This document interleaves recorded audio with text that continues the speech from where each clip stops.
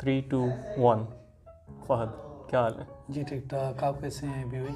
यार मैं तो ठीक हूँ, थोड़ा रिलैक्स हो रहे हो?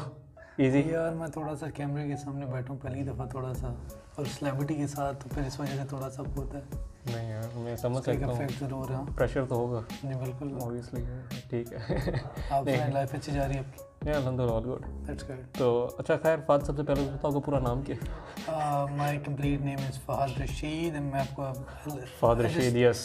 I just give you a bit brief introduction by myself. I'm from Abbottabad, Pakistan. Abbottabad, as you know, like it's a hill station, beautiful place. Right. So I was born and raised in Abbottabad. My Right. family they belongs to Abbottabad. I have all my education, like the school, college, and then my higher education, everything from Pakistan. Right. And then as you all know, like in the year 2020, I just moved in Australia. Right. Yeah, so it's been like. That's all right. So I'll just take a short break you here. अब मैं थोड़ा पीछे आता हूँ। आपने कहा अब्बोत्ताबाद से, तो अब ज़रा आप आपकी अर्ली एजुकेशन के ऊपर आ जाते हैं। अर्ली एजुकेशन आपकी कहाँ की है?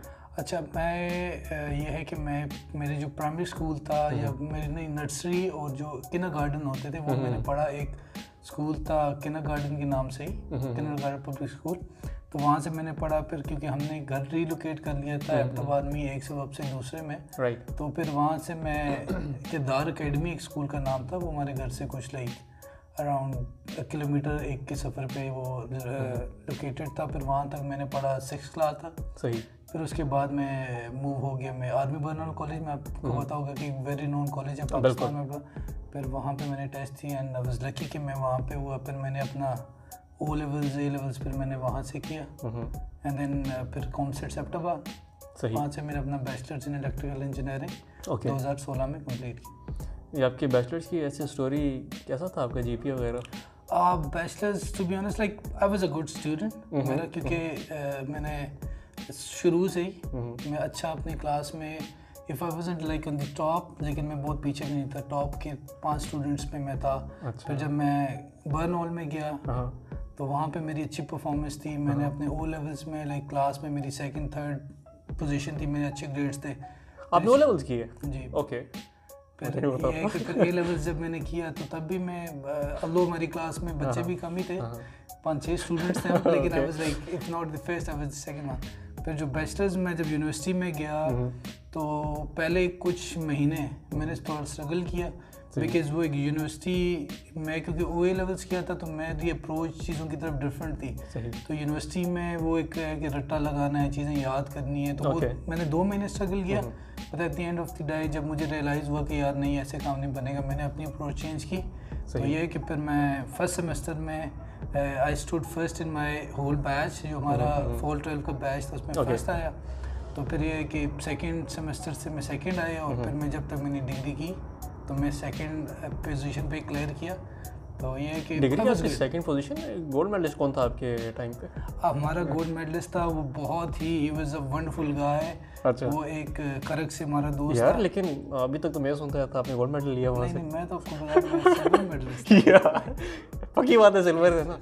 ऐसे पहले कोई और बंदा आके कमेंट कर दे कि भाई ये तो सिल्वर भी नहीं था, देख लो ऐसे तो एक ही दफा खोल के बताओ। मैं आपको बताया ना यार अपना, वो मैंने आपको सर्टिफिकेट भी दिया, सिल्वर मेडलिस्ट हूँ। वो हमारा, मैं उसकी मैं थोड़ी स्टोरी बताना चाहूँगा। वो हमारा दोस्त था कमरान मरवत, उसका नाम था, कमरान वाला। सही। एक वो गरीब फैमिली से वो बिलोंग करता था, लेकिन बहुत हार्ड वर्किंग, बहुत लविंग, बहुत नेक और बहुत ही अच्छा लड़का था। नॉर्मली यूनिवर्सिटी में आपने भी शायद ये ऑब्जर्व किया होगा कि जो पोजीशन होल्डर्स होते हैं नॉर्मली उनका आपस में एक कंपटीशन रहता है, वो आपस में they are not always on good terms, but I could say like he was one of my best friends. हमारा बहुत अच्छा रिलेशनशिप, उसका मेरे घर आना, वो हॉस्टल्स में होता था, मेरे घर आना, मेरे पेरेंट्स को जानता था, उन लोग हमारा में बहुत प्यार का रिलेशनशिप था। व्हेन ही गॉट मैरिड करक में वहाँ पे गया उसकी शादी पे, तो मेरी जब शादी हुई मैंने कहा हमारे वो वहाँ पे आया, लाइक हमारा बहुत अच्छा मेरा उससे बॉन्ड था। तो उसके सैड इंसिडेंट, और वो गोल्ड मेडलिस्ट था coming from a poor family. फिर वो as soon as finish his degree, उसकी NTDC में 17 ग्रेड में उसकी जॉब हो गई, बट बिकॉज उसकी लाइफ छोटी थी तो छोटी सी लाइफ में अल्लाह ने उसको बहुत सक्सेस दी। और इन 2017 उसका जो है ऑन जॉब, उसको जो है ना करंट लग के उसकी ऑन जॉब डेथ हो गई। तो विच इज़ वेरी सैड। उसकी एक बहुत ही प्यारी सी बेटी है, मैं उसका भाई है, मैं उससे अभी भी कांटेक्ट में हूँ। Okay. तो मैं अक्सर उसको मैं कहता रहता हूँ यार मैं हमारी जो भतीजी है उसकी मुझे पिक्चर सेंड करें। तो मैं अक्सर मतलब उनसे कांटेक्ट में रहता हूँ कि he was a beautiful guy, beautiful soul. तो ये एक यूनिवर्सिटी का मेरा एक ब्रीफ सा था। ये आपकी एक स्टोरी थी। नहीं, दैट्स राइट। चलो थोड़ा सा आगे चलते हैं। फिर आपने डिग्री कर ली आपने इलेक्ट्रिकल में जी। तो उसके बाद फिर जॉब का क्या सीन था?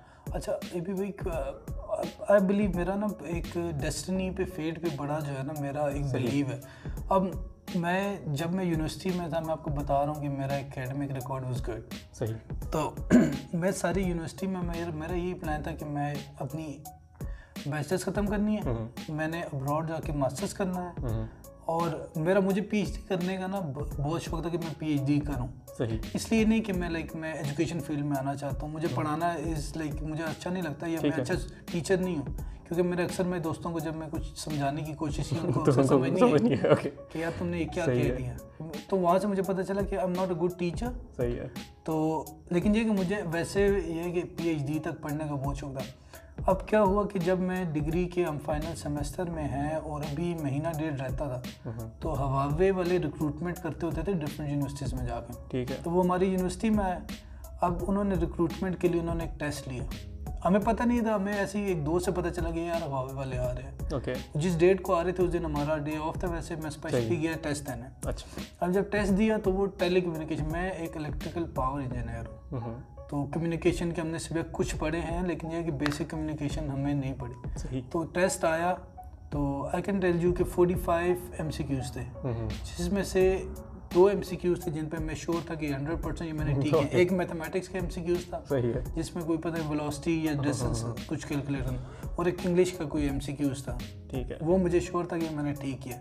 उसके अलावा कम्युनिकेशन के क्वेश्चंस थे, मुझे नहीं पता कि क्या क्वेश्चंस थे, लाइक मैंने ABCD अपनी तरफ से मैं देखा, और मेरा मतलब हवा में जाने का प्लान भी नहीं था। अपना प्लान तो यही था कि डिग्री करेंगे, फिर एमएस में एडमिशन है। तो लकीली फिर हम यूनिवर्सिटी में टेस्ट देने के बाद यूनिवर्सिटी में घूम फिर रहे थे, तो मेरे एक दोस्त ने मेरे साथ जोक किया कि यार लिस्ट लगी है और तू पास हो गया। सही है। अब वो दोस्त बैठा था, वो टेस्ट दे के चला गया अपने हॉस्टल में। उसने मुझे कहा यार लिस्ट लगी है और आपका टेस्ट क्लियर हो गया है, तो आप ऐसे करो लिस्ट में जाके अपना नाम भी देखो और फिर मुझे भी बताओ कि हमारा क्या बना है। सही है। अब उसने ब्लफ खेला, उसको पता नहीं था। अच्छा। मैं जब लिस्ट में गया, मैं वाकई में मेरा नाम लिखा हुआ ना, तो उसको मैंने कॉल किया, तुझे मेरे नाम को पता है, तुझे अपने नाम को क्यों नहीं? ही वाज लाइक मैंने तो ऐसे कहा कि तू जाके लिस्ट देख ले और हमें बता दे। तो खैर मेरा वो टेस्ट क्लियर हो गया। फिर उन्होंने इंटरव्यू लिया। जब उन्होंने इंटरव्यू कंडक्ट किया तो मैं उसी तरह बता रहा हूँ उन्हें कि मैं इलेक्ट्रिकल का बंदा हूँ, मुझे इलेक्ट्रिकल फील्ड में ही इंटरेस्ट है। Telecommunication it's a little bit different. तो मैंने कहा कि मैं इलेक्ट्रिकल का ही बंदा हूँ, बट ये कि इंटरव्यू अच्छा गया। उन्होंने जेनेरिक क्वेश्चंस किए, दैट वाज गुड। तो उन्होंने मुझे इंटरव्यू में क्लियर कर दी। सही। तो अभी मेरी यूनिवर्सिटी चल रही है, मैं यूनिवर्सिटी के लास्ट सेमेस्टर हूँ, मेरी इस्लामाबाद में इंटर्नशिप स्टार्ट होगी। ठीक है।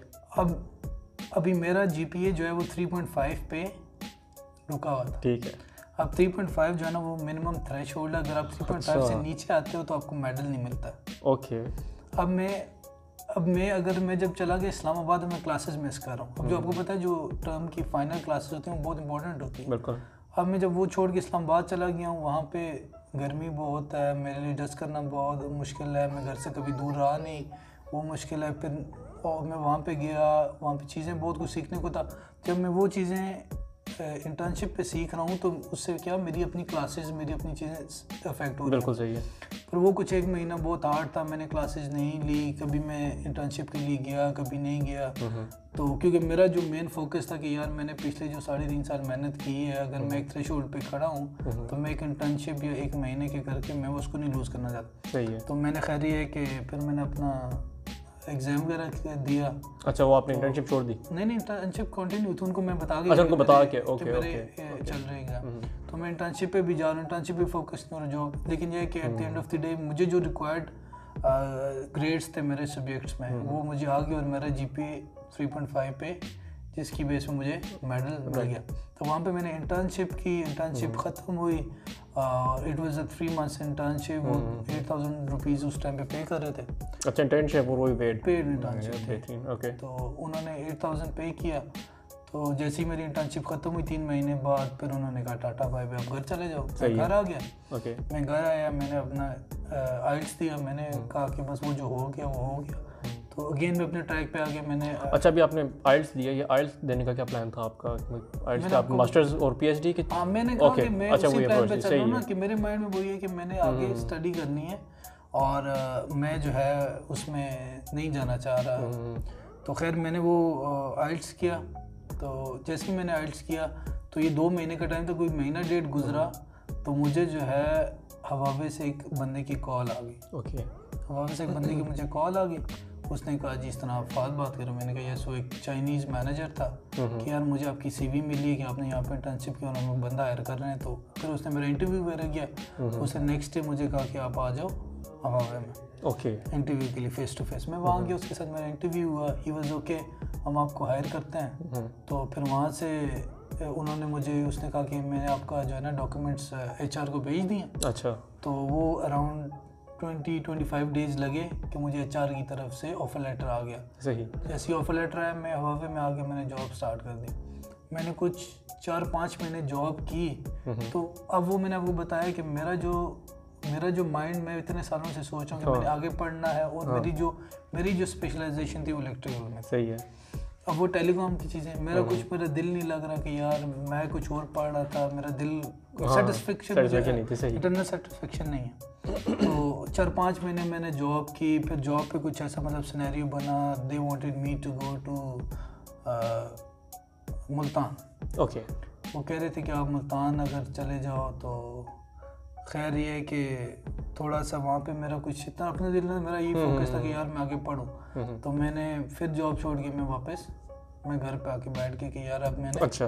तो मैं फिर जैसे ही घर आया फिर मैंने डिफरेंट जॉब्स अप्लाई कर रहा हूँ, डिफरेंट जगहों पे मास्टर्स के लिए अप्लाई कर रहा हूँ। अच्छा। मैंने इवन कॉन्सर्ट्स में दोबारा मास्टर्स के लिए अप्लाई किया। तो कॉन्सर्ट में मैंने अप्लाई किया तो फिर वहाँ पे मेरा मेरिट पे नाम था 2nd पोजीशन पे। लेकिन अगेन फिर मैं गया नहीं वहाँ पे। तो मेरे मतलब बहुत ब्रेक्स थी। मैं 3-4 दफ़ा बीच में जॉब छोड़ी, फिर आता था घर पे। फिर मैंने रिसर्च शुरू कर दी, यार मैं फ्रांस जाता हूँ MS के लिए या जर्मनी में जा रहा हूँ। फिर मैं उस चीज़ पे थोड़ा वर्कआउट कर रहा हूँ। तो इतनी देर में 3-4 महीने जब घर बैठा, फिर दोबारा से वापस से कॉल आ गई कि यार अब आ जाओ। फिर मैं वापस चले गया। फिर 4-5 महीने लगाए। तो इस तरह से मैं इंटर्नशिप के बाद एक दफ़ा वापस गया। फिर जॉब स्टार्ट हुई 4-5 महीने की, फिर मैं वापस चला गया। फिर मैं उसके बाद दोबारा आया, फिर मैं 4-5 महीने रहा। अच्छा। फिर मैं वापस चला गया।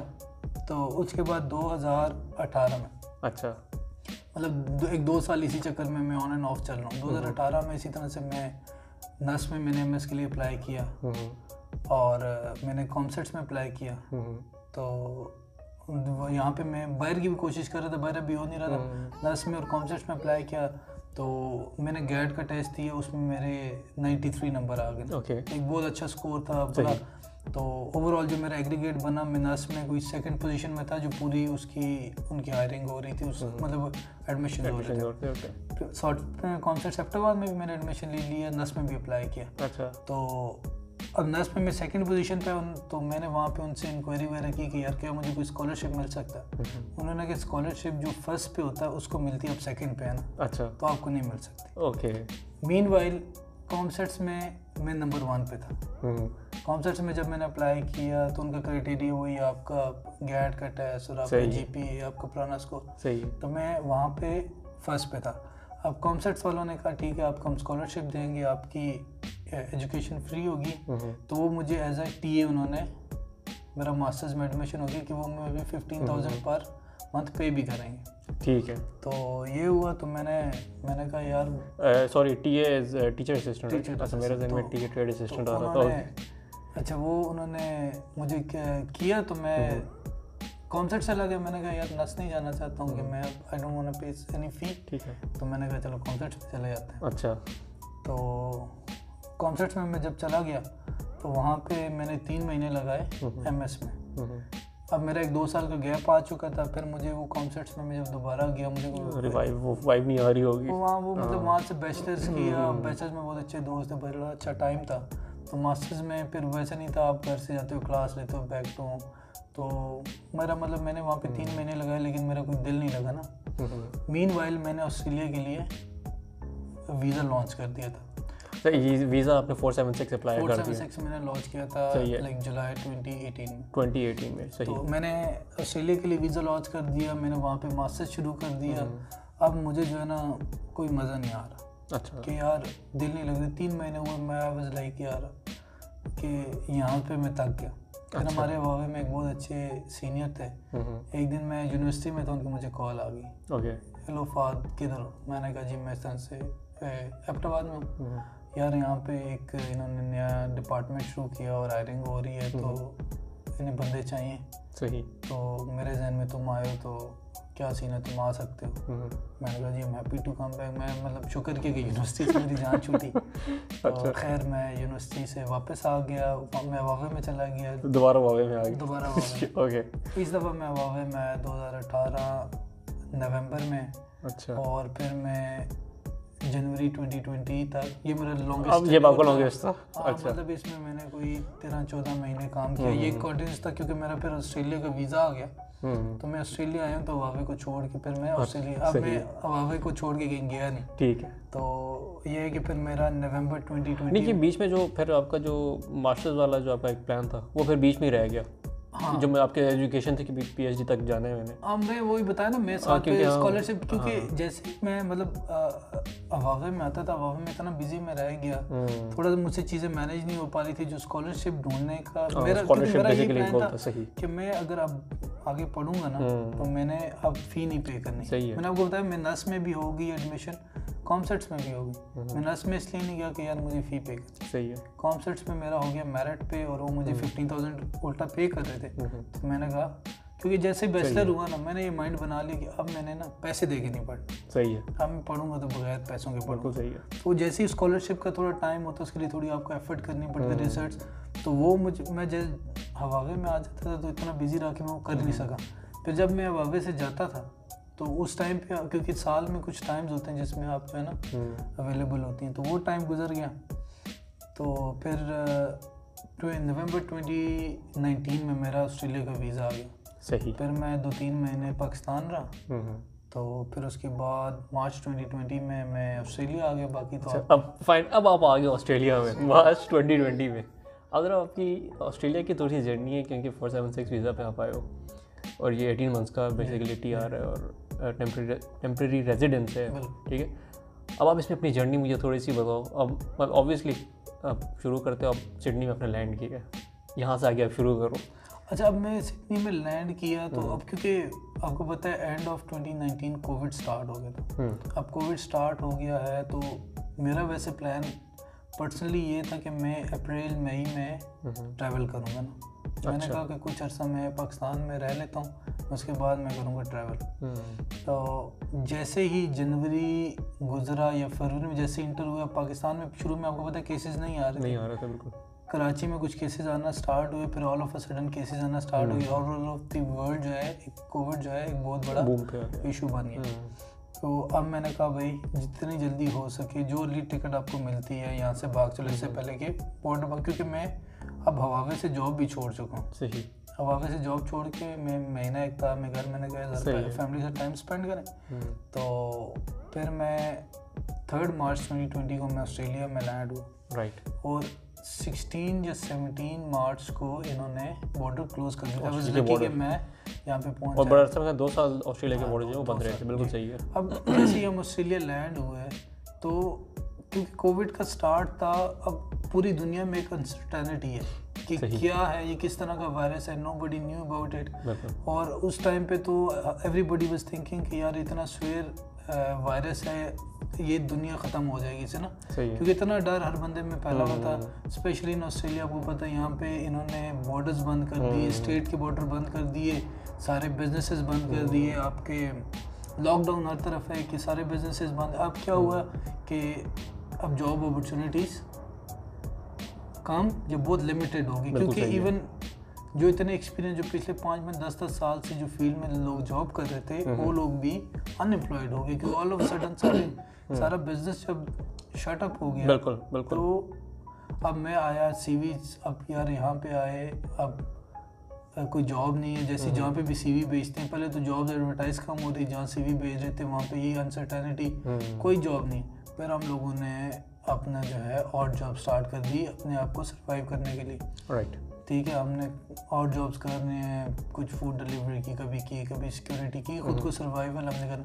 तो बाय द टाइम, अच्छा ये थोड़ा सा ये आपने बताया ना कि आपने और जॉब्स की जिसमें फूड डिलीवरी, उबर ईट्स प्रोबेबली, और साथ आपने बताया सिक्योरिटी का। अच्छा ये इसका थोड़ा सा मुझे सेटअप बताओ, ये इसके आगे यहाँ से फिर बाद में चलते हैं। जो उबर ईट्स है बेसिकली, इसके लिए आपकी क्या रिक्वायरमेंट्स थी, क्या आपने आते साथ ही ये शुरू कर दी या किस तरह से था ये?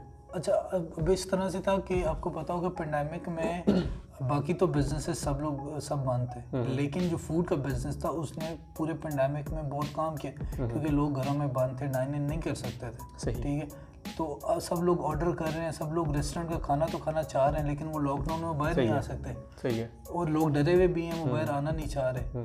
तो अब लोग घरों पे बैठ के at the step of the door वो चाह रहे हैं कि हमें रेस्टोरेंट से अच्छा खाना मिल जाए। तो उस टाइम पे उबर ईट्स का या फूड डिलीवरी का ओवरऑल जो है, फूड डिलीवरी के जितने भी प्लेटफॉर्म थे उनका बहुत काम हुआ। ठीक है, तो अब ईजीएस्ट यहाँ पे आके जो सबसे उबर का अकाउंट बनाने में 2-3 दिन लग रहे थे।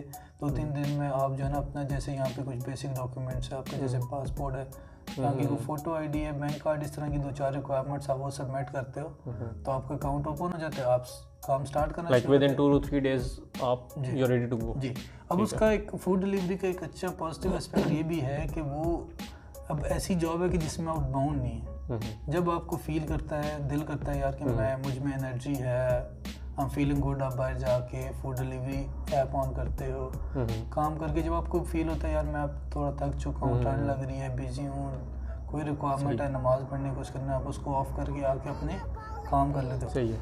तो अब थोड़ा सा ये इसमें ये रिस्की भी था कि यार आप ऑल द टाइम रोड पे रहते हो। फिर आपको पता है ऑस्ट्रेलिया में सेकंड ये हुआ कि सिक्योरिटी का भी ड्यूरिंग दिस कोविड टाइम बहुत काम था। किस वजह से कि बॉर्डर बंद थे। सिक्योरिटी आप जब बात करते हो ना कि सिक्योरिटी का बहुत काम था, तो it's like as a security officer आपका जॉब रोल क्या था? अच्छा, ये जो बेसिकली ये जो सिक्योरिटी थी, ये बेसिकली जो यहाँ की हेल्थ डिपार्टमेंट है उसको सपोर्ट करने के लिए, क्योंकि आपको पता है कि अब यहाँ पे अब हेल्थ में, क्योंकि हेल्थ पे पूरी दुनिया में बहुत ज़्यादा प्रेशर आया था हेल्थ डिपार्टमेंट में, तो अब हमारी basically as a security officer ये जॉब थी क्वारंटीन होटल्स में। हम जो हेल्थ डिपार्टमेंट है उसको असिस्ट कर रहे थे, क्योंकि जो भी बंदा अप्रैल 2020 से ऑस्ट्रेलिया के अंदर इंटर हो रहा था, सिर्फ वही लोग इंटर हो सकते थे जिनके पास PR थी। तो जो भी बंदा ऑस्ट्रेलिया में आ रहा था तो ऑस्ट्रेलियन गवर्नमेंट उसको पहले 14 दिन होटल में फैसिलिटी में क्वारंटीन करती थी। सही। उसके बाद उनका स्वाब टेस्ट होता था, कोविड टेस्ट, अगर उनका नेगेटिव आएगा तो then they are good to go in the community. सही है। तो अब हमारा एज ए सिक्योरिटी ऑफिसर ये रोल था टू हम हेल्थ जो सर्विसेज हैं इनको ज़रा सपोर्ट फ्राहम कर रहे थे इस चक्कर इस उसमें कि जितने भी गेस्ट आ रहे हैं हम मेक श्योर करते थे कि वो अपने रूम्स में रहें, क्योंकि आपको पता है कि जब अब 14 दिन is not a small time. अब एक बंदा जिसको आज़ाद घूमने की आदत है, it's a kind of a luxury jail for them. आप 5 स्टार होटल के कमरे में तो हो लेकिन आप बंद हो, you are not allowed to go out, आप जिम नहीं जा सकते हो, whatever you have to do, you have to eat sleep everything, you have to be in the room for 14 days. तो हमारा ये जॉब रोल था कि लोग एक दूसरे से कोविड प्रोटोकॉल जो इधर की गवर्नमेंट ने अनाउंस किए थे कि ये स्टैंडर्ड्स हैं जो ये प्रोटोकॉल्स हैं कोविड के टाइम में जो हमने फॉलो करना है, तो वो एज एन सिक्योरिटी ऑफिसर हम लोगों ने इंश्योर करने थे कि वो इन प्लेस रहें। जैसे कि कोई गेस्ट आया, जिस टाइम पे गेस्ट किसी होटल में या क्वारंटीन फैसिलिटी में अराइव करते थे, मेक श्योर हम लोग करते थे कि वो एक दूसरे से दूर खड़े हैं, सोशल डिस्टेंसिंग मेंटेन करें। सोशल डिस्टेंसिंग मेंटेन करें, फिर उनका होटल में चेक इन होता था, फिर वो गेस्ट जाएंगे अपने रूम्स में।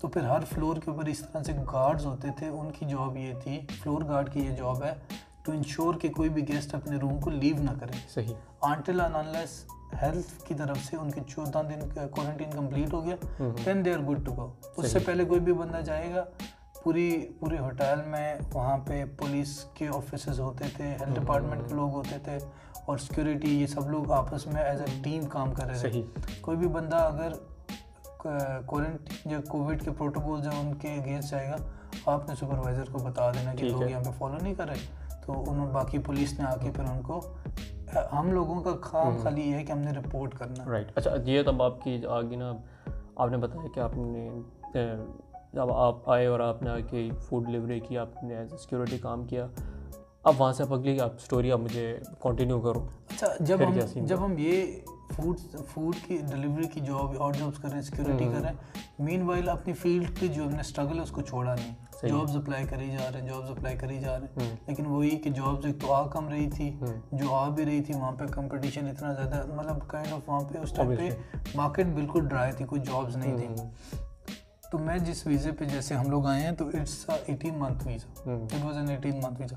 तो जैसे ही आपको पता है कि 8-9 महीने गुजरे हमारे, तो उस पहले तो रिस्पांस नहीं आ रहा था, ठीक है। 8-9 महीने गुजरे तो अगर कहीं से रिस्पांस आता था तो ये रिस्पांस आ रहा था कि आपके जो वर्क राइट है वो बहुत लिमिटेड है, लाइक 5 महीने के लिए, 6 महीने के लिए, 7 महीने के लिए। अब जहाँ से रिप्लाई आ रहा है वो यही आ रहा है कि यार आपके 6-7 महीने के वर्क राइट्स रह गए, तो हम कैसे जो है ना आपको जॉब दे दें। ठीक है, अब एक नई वो मुसीबत स्टार्ट हो गई यार कि अब हमारे पास वर्क राइट नहीं है। अब फिर हमने यहाँ वहाँ नज़र दौड़ाई कि यार उस टाइम पे ऑस्ट्रेलिया को पता है कि डिफरेंट, जैसे मैं न्यू साउथ वेल्स की स्टेट में था तो डिफरेंट स्टेट्स ने बॉर्डर बंद किए हुए थे। अब मैं वेस्टर्न ऑस्ट्रेलिया नहीं जा सकता, एग्जैक्टली ये विद इन ऑस्ट्रेलिया जो बॉर्डर्स है वही बंद हो गए थे जी, मतलब लाइक हम लोग एक स्टेट के अंदर जो है ना बंद होके रह गए। अब जितनी अपॉर्चुनिटी उस स्टेट के अंदर हम वही ले सकते हैं, हम दूसरी स्टेट की अपॉर्चुनिटी को ट्राई भी नहीं कर सकते। तो अब ये बड़ा इशू बन गया।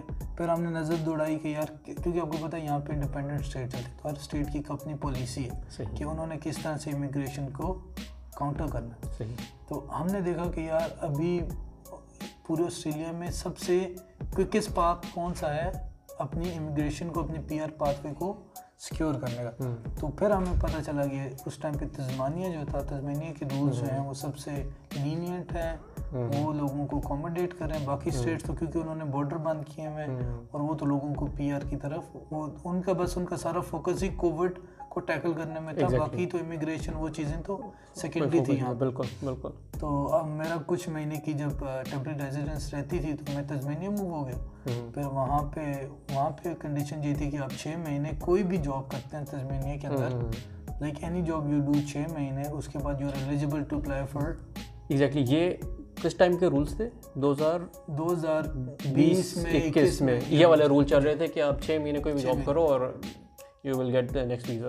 अभी 6 महीने, अब जैसे ही हम स्टेट में मूव हुए यहाँ पे, एज पर डॉक्यूमेंट तो हमें 6 महीने जॉब करनी है, बट ऑन ग्राउंड ऐसी सिचुएशन नहीं थी। बिल्कुल, ठीक, जैसे हम वहाँ से हमने देखा यार ठीक है 6 महीने जाके कोई भी जॉब करेंगे किसी भी, क्योंकि ऑस्ट्रेलिया में वो टाइम बहुत जल्दी से गुजरा। हमने कहा 6 महीने का पता नहीं चलना, 6 महीने जॉब करेंगे हमें PR मिल जाएगी।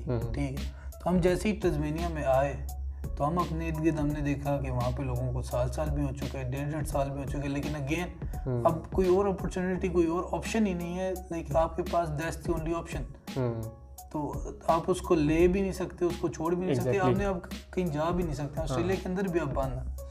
तो खैर फिर हमने अल्लाह का नाम ले के हमने कहा कि जब अब आ चुके हैं तो अब कुछ नहीं करना। तो करते 6 महीने की जगह हमारा वहाँ पे तकरीबन 15-16 माह लग गए एग्जैक्टली एक हमारा उसमें वीज़ा आने में। तो ये मतलब उधर भी हमने तो इस तरह आपने वो 491 वीज़ा आपने उस टाइम फिर 491 वीज़ा आपने सिक्योर किया आफ्टर लाइक इतने सारे, लेकिन now you have the working rights. जी बिल्कुल ऐसे ही है। तो फिर उसके बाद आप वहाँ से मूव कर गए और आप पाकिस्तान चले गए, थोड़े से वेकेशन जो कि बनती थी। डेफिनेटली इतना हार्ड टाइम तो यहाँ पे गुजारा है, मेंटल स्ट्रेस, फैमिली भी वहाँ पे बहुत परेशान कोविड के टाइम पे, तो that was a much needed break. तो ये है कि फिर मैं कपल ऑफ मंथ्स जो है मैं पाकिस्तान में मैंने लगाए। सही। तो अब जो है ना नई एनर्जी के साथ वापस आए हैं। वैसे एक बात है, इनके हर साल रूल्स काफ़ी चेंज होते हैं। मतलब उस टाइम पे तस्मानिया के रूल काफ़ी ईजी थे, लेकिन इस टाइम पे देखते हैं तो इस टाइम पे वेस्टर्न ऑस्ट्रेलिया के रूल्स हमें ईजी लग रहे हैं। तो उसके 491 मतलब ये हर साल आप ये नहीं कह सकते भी उस टाइम अगर मैंने काम किया था, आज आने वाले बंदे भी वही काम करें। एग्जैक्टली। तो बस देखें अगेन हम लोग, अभी मैं हूँ तो मैं अगर किसी भी पॉलिसी को देखता हूँ, मैं एज एन इमिग्रेंट मैं अपने बेनिफिट के हिसाब से देख रहा हूँ कि कौन सी पॉलिसी मुझे फ़ायदा दे रही है। लेकिन अब ये जो स्टेट है या जो ऑस्ट्रेलियन गवर्नमेंट है वो देख रहे हैं अपने फ़ायदे के, उनको किस टाइम पे किस चीज़ में फ़ायदा है। आपको पता है कि जो 2 साल हमने यहाँ पे गुजारे हैं वो यहाँ पे सिर्फ हेल्थ सर्विसेज में या हेल्थ का जो एक डिपार्टमेंट है उसके अंदर लोगों को ये पीआर देने ज़्यादा से ज़्यादा लोगों को इनकरेज करें। नर्सेज हैं, डॉक्टर्स हैं, पैरामेडिक्स हैं, कोई भी हैं, उनको इंक्लूड करें। बाकी तो आप अगर किसी और, आप इंजीनियर हैं, आप अकाउंटेंट हैं, आपकी कोई और फील्ड है यहाँ पे, तो उसको तो इन्होंने लाइक ओके अभी हमारा जो है, क्योंकि इनका कोविड इनके लिए बहुत बड़ी चीज़ थी। 2 साल बॉर्डर रखना was not a small thing. बिल्कुल। इकोनॉमिकली इन्होंने बहुत सफ़र किया, लेकिन इन्होंने अपने बॉर्डर्स ओपन नहीं किए क्योंकि कोविड एक बहुत बड़ी चीज़ थी हमारे लिए। अब हम लोग तो सोचते हैं कि यार मैं बॉर्डर बंद है, मुझे बहुत लॉस है, लेकिन वो अपनी नेशन का सोच रहे हैं कि यार हमने लोगों की किस तरह से हमने लाइफ बचानी। तो एट दैट टाइम हम लोग तस्मानिया चले गए। शायद उस टाइम पे अगर वेस्टर्न ऑस्ट्रेलिया की जो आज इनकी कंडीशंस हैं ये उस टाइम पे होती तो हम डेफिनेटली तस्मानिया कभी भी ना जाते, हम तो सीधा वेस्टर्न ऑस्ट्रेलिया आ जाते हैं। तो बस ये है कि अगेन देते हैं कि फेट एक चीज़ है जिसका मतलब आप कुछ नहीं कर सकते हैं। वी वर लाइक आप जो है ना कुछ चीज़ें आप सोच तो सकते हैं, पर अगेन लाइक होता वही है कि जो अल्लाह ने आपके मुकद्दर में लिखा है। बिल्कुल ऐसे ही है।